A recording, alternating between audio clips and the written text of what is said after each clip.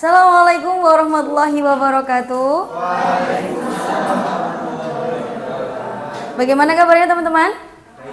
Semoga kita dalam keadaan sehat walafiat ya. Amin.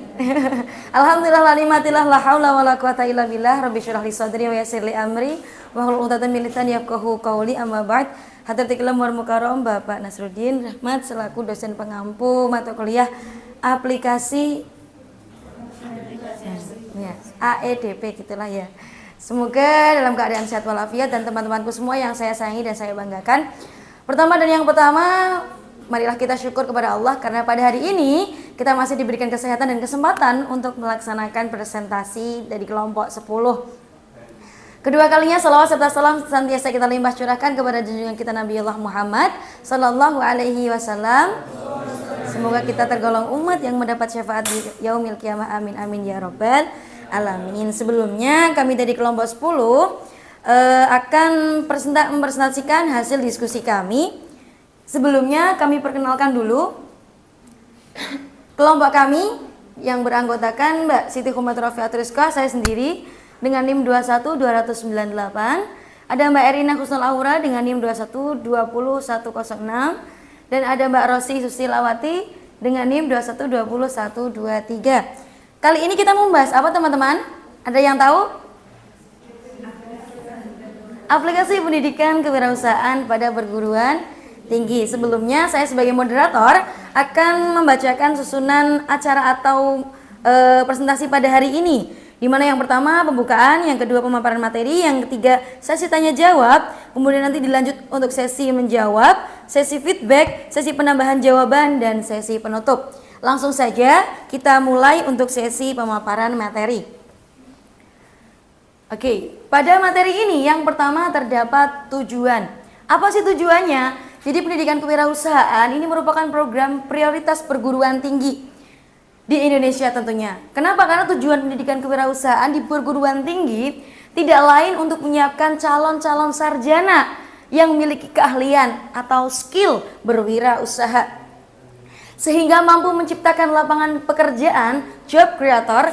Sejak tahun 2007 ini sudah diadakan penelitian. Saat itu Dikti atau Kemenristek Dikti telah memfasilitasi pendidikan kewirausahaan di perguruan tinggi dengan program pengembangan kewirausahaan di perguruan tinggi yang menawarkan berbagai kegiatan, yaitu kuliah kewirausahaan atau KWU, magang kewirausahaan, kuliah kerja usaha, konsultasi bisnis dan penempatan kerja, dan inkubator wirausaha baru.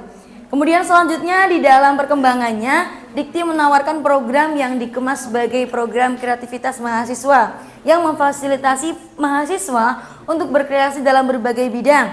Tentunya meliputi bidang penelitian, pengabdian kepada masyarakat, penerapan teknologi, kemudian artikel ilmiah, gagasan tertulis, karsa cipta, dan juga kewirausahaan. Ya, adapun selanjutnya terdapat prinsip pengembangan pendidikan kewirausahaan pada perguruan tinggi. Perlu kalian tahu bahwasanya faktor yang harus diperhatikan dalam penyelenggaraan pendidikan kewirausahaan yaitu perumusan tujuan pendidikan yang mencangkup domain atau ranah kognitif, afektif, dan juga psikomotorik. Proses pembelajaran yang dilakukan mahasiswa harus membawa mereka ke dalam pengalaman-pengalaman belajar yang spesifik hingga mahasiswa secara langsung diarahkan pada keterampilan, sikap, dan perilaku yang menjadi ciri serta fungsi kewirausahaan itu sendiri. Kemudian metode pengajaran tradisional, kompetensi dosen, tinjauan literatur, ujian, dan banyak lagi hal yang mengakibatkan tidak munculnya minat kewirausahaan. Terdapat kesenjangan di mana pendidikan hanya berfokus pada pengembangan pengetahuan dan intelektual. Sedangkan pendidikan kewirausahaan menitik beratkan pada kemanusiaan secara keseluruhan, termasuk perasaan, nilai, dan juga minat. Meskipun itu semua digunakan dalam pengambilan keputusan irasional serta sebagian dari masyarakat luas. Dengan demikian, pendidikan kewirausahaan merupakan gabungan dari pengetahuan, keterampilan, dan juga sikap. Untuk dapat menumbuh kembangkan entrepreneurship di kalangan mahasiswa, perlu adanya pembelajaran berbasis afektif yang mengandung proses pembentukan entrepreneur atau jiwa kewirausahaan. Dalam memberikan materi, di samping memberikan materi berupa teori, juga dituntut dalam bentuk penerapan aspek teori dalam melatih kemampuan kognitif agar mahasiswa mampu mengambil keputusan yang entrepreneurial melalui pendekatan teori based afektif. Oke, untuk selanjutnya pemaparan materi akan disampaikan oleh Mbak Rosi. Silakan. Materi selanjutnya yaitu mengenai desain pembelajaran pendidikan kewirausahaan perguruan tinggi.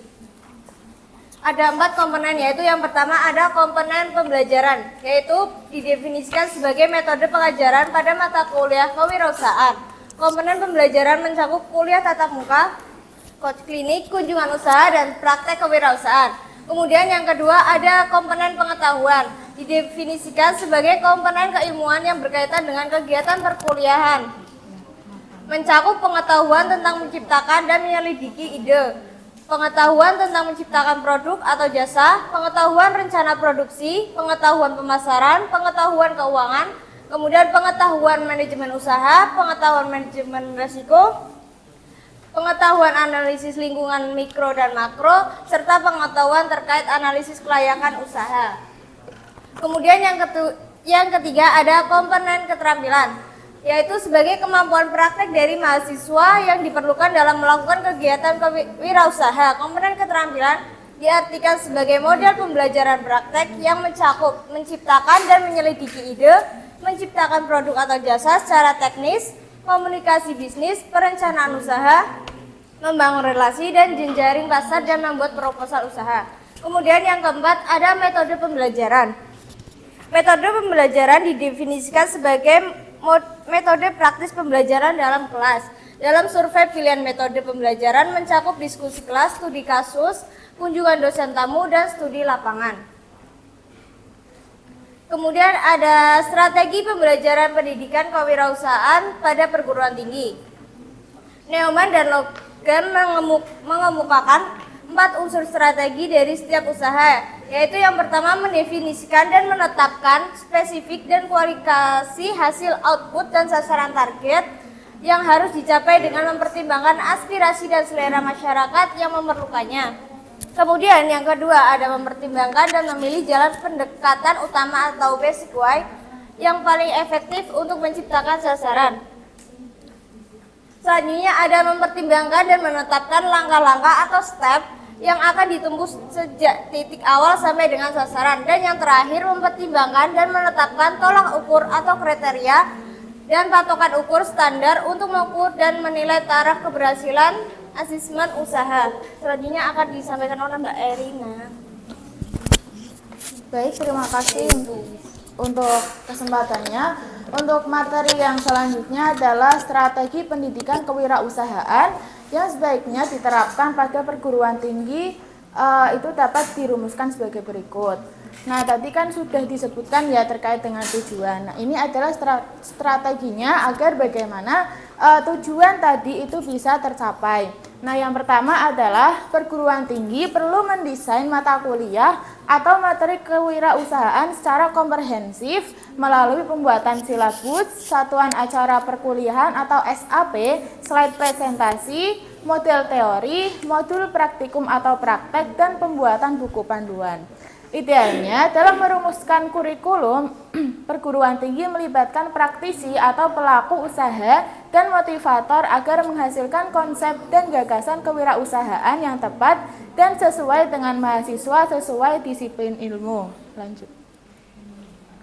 Kemudian strategi yang kedua, peningkatan kompetensi SDM. Dosen kewirausahaan yang mampu memberikan paradigma baru tentang pentingnya kewirausahaan, mampu merubah mindset mahasiswa menjadi seorang yang berjiwa entrepreneurship, mampu menginspirasi dan memotivasi mahasiswa menjadi SDM yang mandiri, serta mampu memberikan contoh kerja nyata kewirausahaan barang ataupun jasa, dan menyuguhkan success story yang pada akhirnya mampu menghasilkan SDM mahasiswa atau alumni menjadi seorang entrepreneurs atau entrepreneur sukses.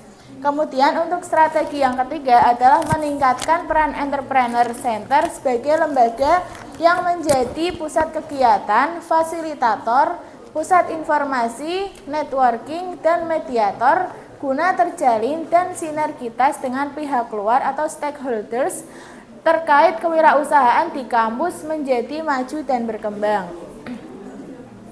Kemudian strategi yang terakhir yaitu perguruan tinggi seharusnya proaktif melakukan dialog dengan komunitas yang memiliki tacit knowledge.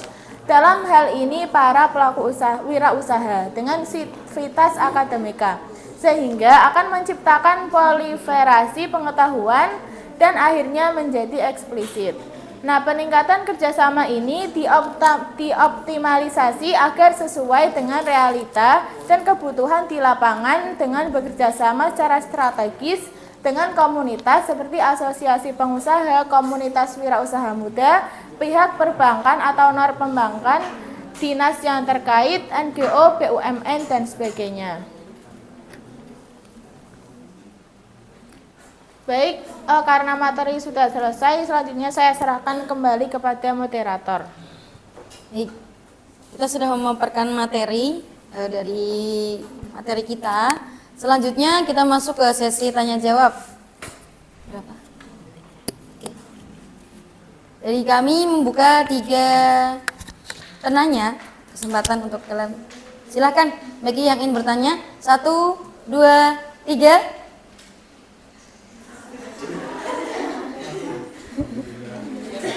Sekali lagi ya, barangkali hati kalian tersentuh untuk bertanya. Itu 1, 2, 3.